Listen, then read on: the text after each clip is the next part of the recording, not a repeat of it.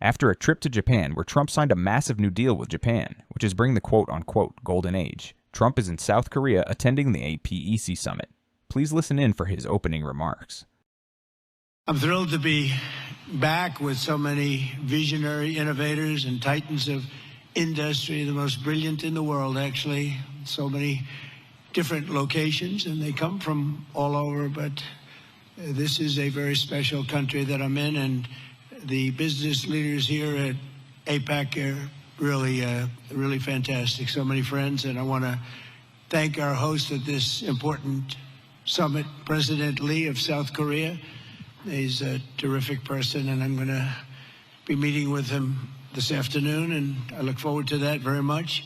The Republic of Korea is a cherished American friend and a close ally. And as we can see in this beautiful city, it's truly one of the most remarkable nations anywhere on earth. Here in this peninsula, the people of South Korea have forged a miracle of economic development like you rarely see. An industrial and technological powerhouse, and above all, a free society and enduring democracy and a thriving civilization. And I want to congratulate you. Very few places like it.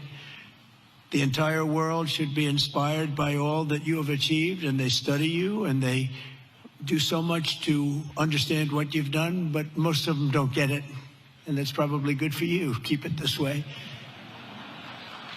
Most of them don't get it. They want to get it, but it doesn't quite work out for them the same way it works out for you, so that's a great tribute to you. We have some very special people with us today, and I want to thank for the great job he's done, and also for being here, Secretary of State Marco Rubio. Marco, you're around here someplace. Where's Marco? Marco, thank you. Man who's doing a fantastic job, who understands the markets maybe better than anybody. Our Treasury Secretary Scott Bessent. Scott, thank you very much. And somebody that you're dealing with, who you made a very good deal with, because you have very good negotiators, but he's pretty good too. Howard Lutnick, Secretary of Commerce. Thank you, Howard.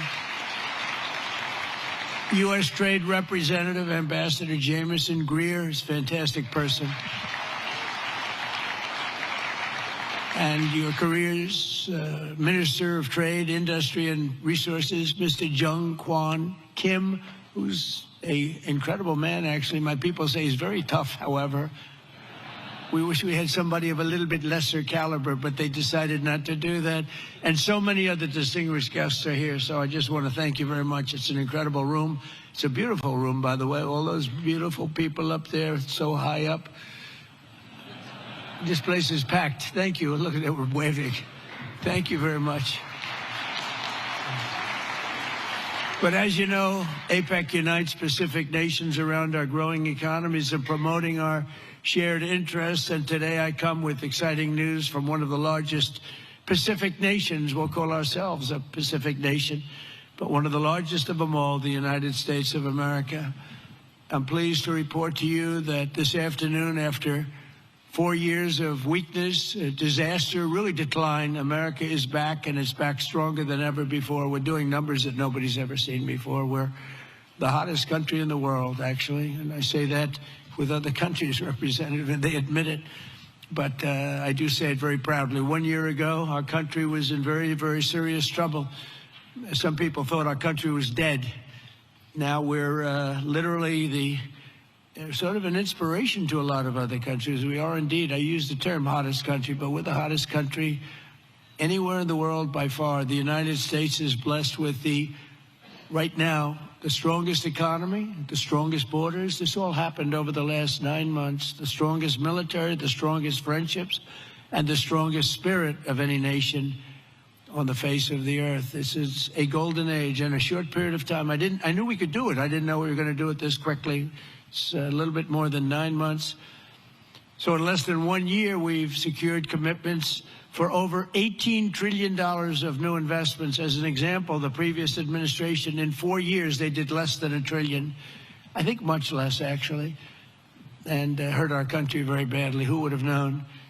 But we're going to be 18, so I figure that We'll probably be at 20 or 21, maybe even $22 trillion of investments coming into our country by the end of the first year of my second term. And, we had a tremendously successful first term.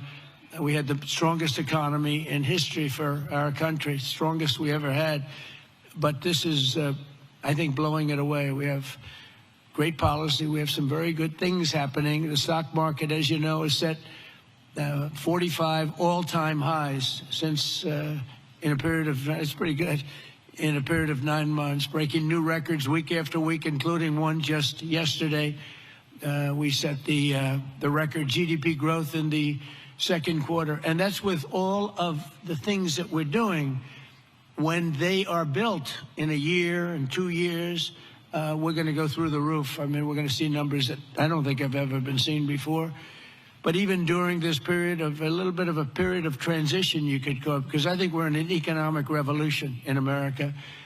We went at 3.8%. We're up 3.8% GDP, triple and even quadruple the rate that a lot of people thought we'd be. They thought that during this period that we'd be at a much lower rate. Some people predicted 1.5, and we're going to be very close to 4. The next quarter, we're expected to be at about 4% growth. And after that, I mean, I can't even predict, because when all of these factories that are moving in, the car plants are moving in. Yesterday, I was with Mr. Toyota in Japan, and he's just announced he's going to spend, they are going to spend $10 billion, and they're going to build new car plants, and they're going to build them in numerous states, about 6 or 7 different states. And we're bringing our car industry back. We're bringing AI. We're leading everybody in AI. We're leading every nation in AI by a lot.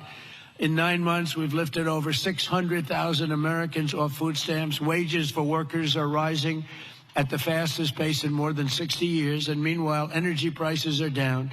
Gasoline prices are down. Grocery prices are down. Mortgage rates are down, despite the fact that we have an incompetent head of the Fed. He's incompetent. I call him Jerome Too Late. He's always too late. Jerome Too Late Powell. But he's out of there in another couple of months. We'll be very happy about that. We'll appoint somebody that we all like, because we should have the lowest interest rates of any country, because without us, there are no other countries, really. I mean, the whole thing falls apart. You know, America always had the lowest interest rates, and now we don't do that. We're like number 28. It's ridiculous. And we're a much different country than we were 2 years ago, or a year ago even. But you know what the crazy thing is? In the old days, I call the old days, I'm a little bit older. I'm looking at all these young, brilliant faces. I'm a slight, a couple of years older than you, just a couple of years. But in the old days, when you announced good news, the stock market went up. You announced good news, the stock market would go up. Now, when you announce good news, the stock market goes down, because people say, oh, that's terrible. You're doing well, that's terrible. Interest rates will go up. So they think because of that, interest rates will go up, because that it's inverse to what it should be. We're going to go back to the way it used to be. When we announce good news, the stock markets are going to go up. And that's the way it should be. And we're going to really ride that very hard. And when we announce good news, we're not going to have a Fed that's going to raise interest rates because they're worried about inflation in 3 years from now or something. When we announce good news, we want the stock market to go up, not to go down. And the scourge of inflation we inherited. We inherited the worst inflation ever that we've ever had.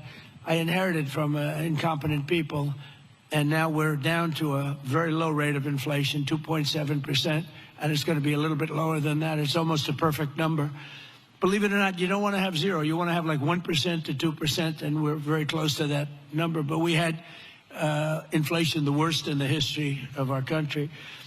But factories are booming in the USA, and manufacturing productivity is rising 5 times faster than it was just 1 year ago. Think of that. Steel production is way up by 155,000 tons a week. Oil production is through the roof by 500,000 barrels a day. And mining of clean, beautiful coal, I call it clean, beautiful coal, is up by 2.6 million tons every single month. And we brought coal back into the picture. What you can do with coal today is incredible. So I call it clean, beautiful. I don't use the word coal, I say, because it's got a little bit of a problem, public relations-wise, the word. So we call it clean, beautiful. My administration's not allowed to use the word coal. They have to say clean, beautiful coal. We've given it a new name. It's a three-name deal. Even semiconductor manufacturing is rapidly returning to the United States. NVIDIA and TSMC have just produced the first state-of-the-art Blackwell chip that was 100% made in the USA. In fact, Jensen, who's an incredible guy, might be here. I don't even know. Is Jensen here? I think he's around. Somebody said he's here. How is he? Pretty good, right? Got a chip that's like 10 years advanced, but he's great. And they're all, building now. They're building tremendous plants in the United States, Arizona, Texas, all over. We're going to have a big portion of the chip market just in a very short period of time. But these tremendous strides are also creating great jobs for our citizens. 1.9 million more American-born workers are employed today than when I took office 9 months ago. Think of that. Almost 2 million people more American workers. Nobody's ever had numbers like that. And those numbers are going to get much bigger, much better than that when we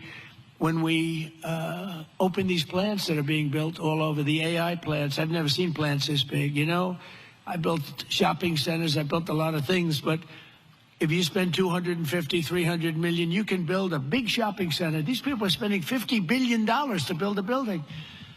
And I say, what's your product? Information. I said, well, good luck. That's a lot of information you're going to have.